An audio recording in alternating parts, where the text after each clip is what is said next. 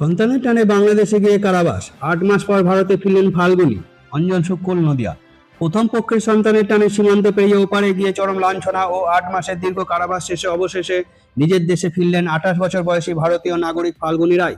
সোমবার দুপুরে চুয়াডাঙ্গার দর্শনা আইসিপি সীমান্ত দিয়ে বিজেপি ও বিএসএফ এর পতাকা বৈঠকের মাধ্যমে তাকে ভারতীয় কর্তৃপক্ষের হাতে হস্তান্তর করা হয়। উত্তর ২৪ পরগনার বনগাঁ থানার শিউরি ট্যাংরা কলোনির বাসিন্দা ফাল্গুনীকে গ্রহণ করতে সীমান্ত উপস্থিত ছিলেন তার বর্তমান স্বামী প্রসেনজিৎ। ২০২৫ সালের জুন মাসে বৈধ পাসপোর্ট ও ভিসা নিয়ে বাংলাদেশে গিয়েছিলেন ফাল্গুনী। উদ্দেশ্য ছিল ফিরোজপুর জেলার স্বরূপকাঠিতে বসবাসরত তার প্রথম পক্ষের স্বামী ও সন্তানের সঙ্গে দেখা করা, কিন্তু সেখানে পৌঁছানোর পর পরিস্থিতি ভয়াবহ রূপ নেয়।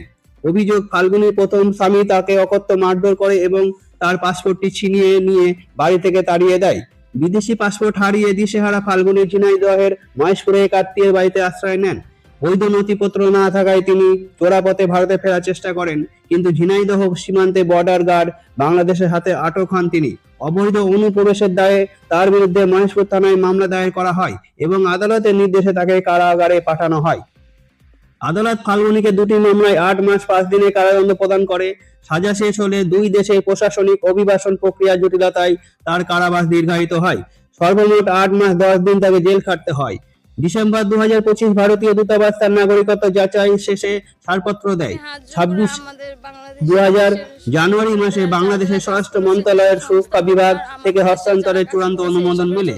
জানুয়ারি ২০২৬ বাংলাদেশের জাতীয় নিরাপত্তা মন্ত্রণালয় নিরাপত্তা ও প্রশাসনিক কারণে তার ফেরা পুনরায় পিছিয়ে যায়। অবশেষে সোমবার সকাল ১০টায় সীমান্তের আইসিপি বিজিবি তাকে ভারতের গেদে সীমান্তে বিএসএফ কর্তৃপক্ষের হাতে হস্তান্তর করে।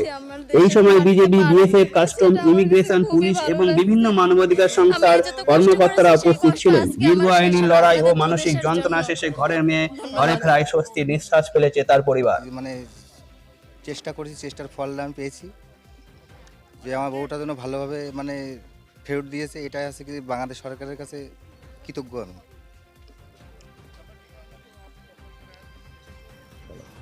ফাল্গুনী রায় ধরা পড়েছিল বাংলাদেশে, কোনো কারণবশত ধরা পড়েছিল। উনি ধরা পড়ে প্রায় দীর্ঘ ৯ মাস পরে আজ ফেরত যাচ্ছে।